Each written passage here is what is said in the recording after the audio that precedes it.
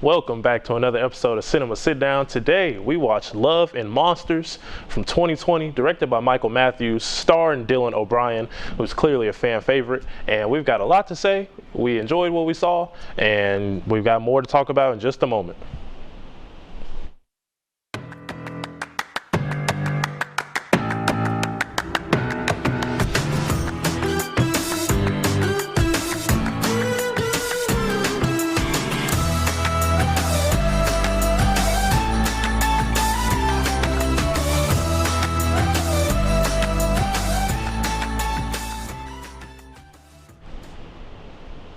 Welcome back. This is Movie with Dog.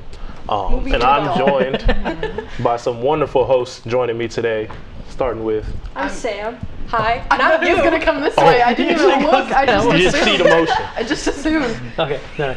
I'm Natalie. Yeah. I'm Josh.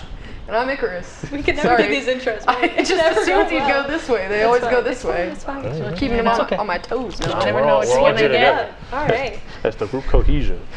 But today we watched Love and Monsters, which is a movie that just came out a few years ago, so nothing too old.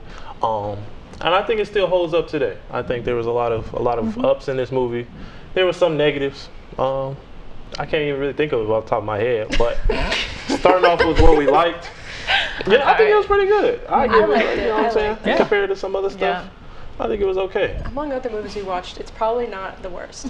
Not the worst. I mean, Definitely not. This was my second time seeing it. I saw it when it came out because during the pandemic, you're sitting at home doing nothing, and it was available for streaming. Oh so yeah, it was a pandemic movie. I think it came out on Amazon Prime or something. I can't remember when it came out, but no, I enjoyed it. I mean, it kind of goes the way you expected because I mean, when he decided to leave, I kind of had a feeling how it was going to play out, and it did, which is not a bad thing because it helps learn the lesson of where your love really is with the family, especially people you survived with. And Found family tropes are my fave.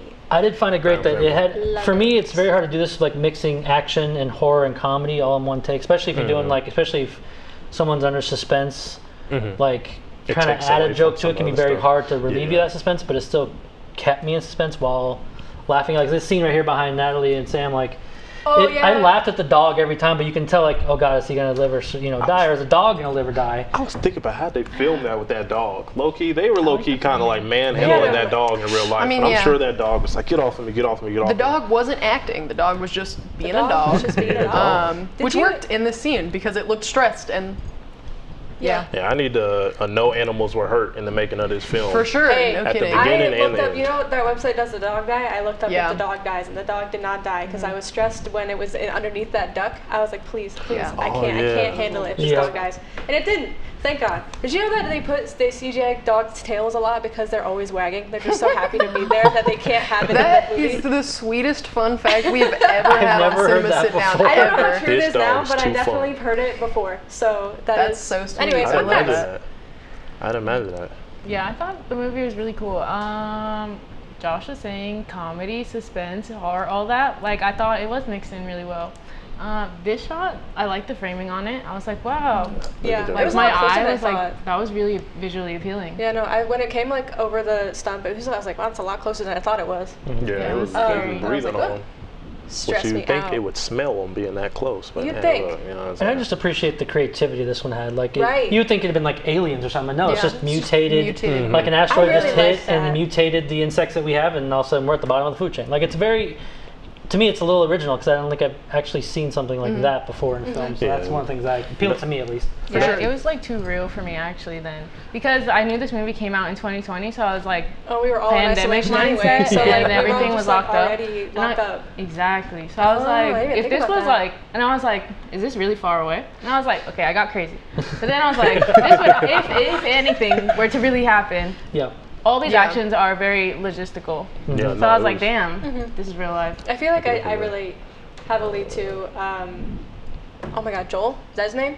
Joel, Because he's just so like awkward, and I feel like I would very much be like, I can't survive out here. I'm fully convinced that I wouldn't be able to survive an apocalypse, so I relate to him wholeheartedly. No, so, like within the first 10 minutes of the movie, I pulled out my phone and texted Thomas, wow, this guy's so, like, he's so me. He's so pathetic. Because genuinely, that would be me in should the apocalypse come. But that gave me a lot of comfort by the end of it, because it's like I could be useless, absolutely bad, no physical strength, no survivability skills, freezes up really. But plot armor might have my back. And I frankly am the main character. Sorry, as you guys. I'm just living in my world. Very yeah, it made me feel better about myself, and also I was like, yeah, that's so me coded. I thought that he acted it really well. Like the first time we had his first freeze up, his crying, I was so impressed. I was like, oh my god, he's like killing this. Yeah. In the bunker with the ant, the feeling of the shaking, that to me, if you can actually, oh my god, it was so, and he looked so realistic. I was like, if you can act yourself to actually make someone feel from the shaking alone, that's really good. I mean, I commend him for that. Yeah, it was believable. Very, very a lot of relatable stuff. I feel like even the premise of the story wasn't too complicated. It was like an asteroid was coming. Obviously, they shot it with nukes, and then everything got mutated. So that was okay, that was cool. It was very relatable. I feel like that. Yeah, that is very kind of like what you guys were saying. This is a very realistic, in terms of premise. There's some apocalypse movies where it's this just wouldn't happen, or just thinking early zombie movies where there's not asteroids gonna hit the earth. Definitely something. Yeah, I feel like that would do for sure. You just try and blow it up. That's typically our first answer. Right. Yeah. But what did you guys feel about? I'm just curious because Icarus during the movie, they made a very interesting comment at the end for a kiss between the two couples. What did you guys think of the chemistry between them when they actually came? Especially, I bought into it in the beginning, when they're in the car. But, I think that they had chemistry at first.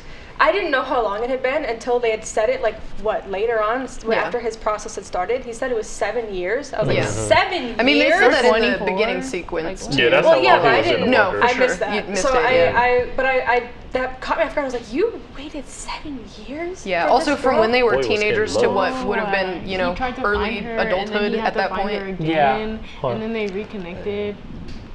But he's still very silly for that. 7 years. What were you saying though? I didn't hear what you said.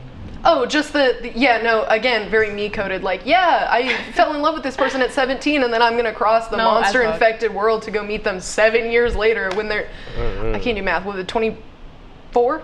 24. Right? Yeah. Yep. That's right. They're math. 17. 17 plus 7. Yeah. That's so they would have been 24 at that point. Genuinely. Bro, what do you mean? I get that. No, it's relatable, but it's also just, damn. Yeah. It is pathetic in a loving way. I'm not hating on this guy. It's just, it's relatable patheticness. And I don't know about you guys, but when he actually got there to the colony and the Australian guy, I instantly, even when I watched it the first time, I'm like, oh, he's easily, something's up with this guy. Australian rubbed me the wrong way as soon as I heard it. I was like, I was going to say, it's because Australians are evil. Sorry, it's not just for legal reasons. Sorry for any Australians that are watching right now. Because they're not going to be. Just kidding. Come on. But so when he first showed up, I was like, okay. Because it was funny, because he was like, what if he's a romantic interest, romantic threat to me? And he was like, oh, no, it was funny. And then he was so much, I don't know, he was too nice. He was so much that was my fault. I shouldn't have put you on the spot like that. I'm so sorry. I'll give you privacy. I respect you, man. I shouldn't be giving you orders. I don't know you. And I'm like, you're being too nice for the amount of time that you've been in this apocalypse. It is, so it bothered me. And then the whole, Kayla said something about the lizards climbing, and I didn't hear him say that. Yeah. And then I didn't catch the that. berries. I clocked on the second he set that bowl down. I said, those are the berries that are poison. Right. I thought they were actually insect eggs, because when he lifted it up, it looked like it had I thought they were, but it's actually just a poison berry. But I clocked on that. I felt so smart. That's why I'm set down that bowl. I said, you told me, and I leaned over. I said, those are the poison berries. We were freaking out over there on the couch. But yeah, Australians, they're evil. Australians are evil. I'm not gonna lie, I didn't even get evil vibes at first. He would have got me. I was like, they shot berries, bro. Dang. Oh, no, I'd have been popping them berries. I'd have drank the beer that ended up making everybody pass out and everything. He'd have had me. Pulls up on a yacht, accent. You thinking, oh, he's the man. You know what I'm saying? What? He's a Royal Australian military or Navy, whatever. Yeah. And also, I think in my mind, if I were in that situation, hypothetically, I don't think I would have clocked him being evil immediately, just because you hear so many like stories about Australians being able to handle so many wild things that him surviving this long on a yacht makes sense for sure to me. Like where it's like, yeah, no, you would know what you're talking about. You're from Australia, so I don't know. Yeah, one of the big things that impressed me a lot is the CGI and like the world building, because this movie was only made for I think $60 million or $50 million, and the fact that don't quote me, but I know it's no less than 80. But the fact that you can get away with that looking that good, whereas you see some movies they're like $100, $200 million and their CGI looks like crap. Like I was just very impressed. No, I thought it pretty much all of the CGI looked good. Yeah, I think it looked really good. I don't think even this scene where it was like up close and like the monster and he was holding the dog quiet. I think that looked really good. Yeah, the CG looked really good. Even that first frog that was in the pool, and then the dog had to like bite his tongue and everything. They do have the benefit that all the CGI things they're creating are not real things. Like we just watched Twister last week. Like tornadoes are real, so it's very easy to spot when it's CGI. These things are not real creatures, so it's a little bit easier to like. Not that I'm like diminishing it. It all looks good, but they have that benefit a little bit. And like I think that's what impressed me so much, because I was like, okay, well we'll see. But then it takes like real life things like the rock snail or whatever, and it was like that was very sweet. And then the whole like they take real life things and were like, we could just make them look really creepy, which is. They just make them really big and add some stuff, and then you're good. Zoom in on it a lot. Right. What I want to know, how is Nolan doing? Because we know about his irrational, terrible, horrible fear of sea creatures. Oh God. There were a lot of big sea creatures. There were a lot of However, big what I would like to know, Nolan, is are you a little less scared of crabs? Like that crab, it was good spirited. It had a good heart. It was an innocent crab. Crab did nothing. Just want thoughts. We can talk later. Calling him out. Just wanted to put that out there. I hope he's doing okay. I imagine he's a little bit emotionally distraught from those sea creatures. But that's also a really good detail, because if you think, even just because I did not watch it. Yeah, note from audio. He did not watch it. Note from the audio. He does not like. He did not watch it. You need to watch it. No, but if you think about it, that's also a really good little small detail, because even though they're mutated, not all of them are going to be evil, like eat you. They're just like mutated. They're not evil. Yeah. Like there's going to be like obviously like ants that are like, I don't know, like the the one that like bites just and stuff. like different they're instincts. They're gonna keep doing that, even as big. But then if they're nicer like snails, they're not gonna. They're not gonna. Snails do not. Unless it's a snail that's gonna follow you. Can't say that on PBS. That is so chronically online. I'm sorry. Wait, what did you say? No, don't worry about it. So yeah, the snail's very sweet. I liked it. Yeah. I want to talk about Minnow and Carl. Minnow, Carl, is that his awesome. name? Carl? No, wait. It starts with a Y in it. I can't remember. But yeah. Minnow and him. Minnow and him. The other guy. What was his name? I really loved their bond. As much as it was like very sped up, like you can tell that they were like, we need to make them have a relationship very fast. Yeah. So I kind of was like, it's all right. I liked it. I thought it was cute. I liked how he gave the lipstick to a little girl. I liked it. It's very sweet. This movie was too real. Like all of that, like the exchange when they left and the little girl, Yeah. that was too like, oh my gosh, like this movie, very real topics, silly concept, which was cool. Yeah, good I like that. execution. I like that, honestly. PG-13, kids gotta learn this. Nice to absorb. It's cute. Yeah. Minnow and that guy were basically Joel and Ellie. I said this is basically a prequel to The Last of Us. Yeah, literally. They were just on their way. We even have a Joel in the Firefly movie, stuff. so like And they it's just crossed basically to Last of the Us, movie. but like a different farm. Yeah. It's always that trope of the older guy and the young girl, and then it's like, oh, you're not my daughter, and it's like, oh, well, actually, I love you. Well, actually, I love you. Except in this one, it was dude and dog. Another good trope. Dude and dog. 2 thoughts. What is it with apocalypses and a main character named Joel? Just putting that out there. You sure? And 2, hot take. I actually was not in love with their characters, not because I didn't think they had charm, but because I felt like, and I felt like this about pretty much all of the characters in the movie, they didn't have a lot of depth other than plot convenience and helping Joel reach his goal, which I think they all had charm. I just wish they leaned into it a little bit more. I wish the Minnow and the guy didn't separate from him. Clyde, is that what it is? Clyde. Oh, yeah. Minnow and Clyde. I wish they hadn't separated with him. I felt like that kind of defeated a little bit. I mean, sort of. I kind of wanted them to go with him. Yeah. Or just to get him there, and then. But I understand why, because then it's so he could prove himself, so he could, do it himself, show that he's grown. Even though, like, but also it just made all the characters in the movie feel very flat and unimportant. Like this whole colony, they supposedly loved him, but when we see them at the beginning of the movie, it's like they don't really care that he's leaving. Him. Right. Like the only time we ever actually see that is when he turns the map around. And we see that they wrote him, and it's like I just feel like which was very sweet, sure, but like it didn't show that at all at the beginning. Like, they didn't give enough evidence that this would have happened. Which does, in their defense, like fulfill Joel's belief of their colony and him. He believed they didn't love him. Maybe we're seeing it from his perspective. Maybe we're supposed to be viewing the whole story from how I mean, we are. Like, he told the story. So maybe that's what it's probably supposed to be a little bit more. Like, less like we're watching it happen, more like he's telling the story. So he's not going to give intense, like, character depth and stuff. But, like, I don't know. I don't know. I get what you mean, though. He's an adult, though. They're not going to be like, bro. Yeah, no, I know. Like, that's fair. Like, they weren't like, bro. I wish they cared a little bit more. What did y'all? Oh, go ahead. No, I actually agree with what you're saying, Sam, because to me they were meant like it. I kind of get like they should have a little more depth, especially Clyde and Minnow. Yeah. But at the same time, they were mainly used as plot devices to help teach him stuff to survive. Yeah. Right. Like it's kind of a give and take kind of thing. Like you still got a little bit like his son died, her father died, like, and they actually said a good line there, which makes me get past like why they weren't so like down with gum stills, because it's been 7 years. A lot of people have died throughout this whole thing, so everyone has that kind of story, and they have to kind of get through that kind of thing.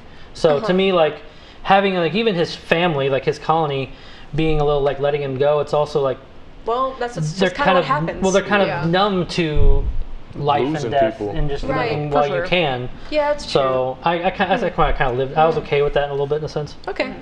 I was gonna say, how did y'all feel about Amy? Like he spent 3/4 of the movie, mad. and he finally finds it. I think just because, as I said, we were seeing it through his perspective, so obviously we were hoping for a little bit more, hoping for the romance, hoping for it all. I think all of us knew that it wasn't happening. Yeah. I think it was very obvious across the board going. that it was not going to work out. I thought she was going to be either pregnant with someone else's kid or with somebody else. So I was almost right. Yeah. She was with someone else, but he was dead. Yeah. Yeah, I don't know.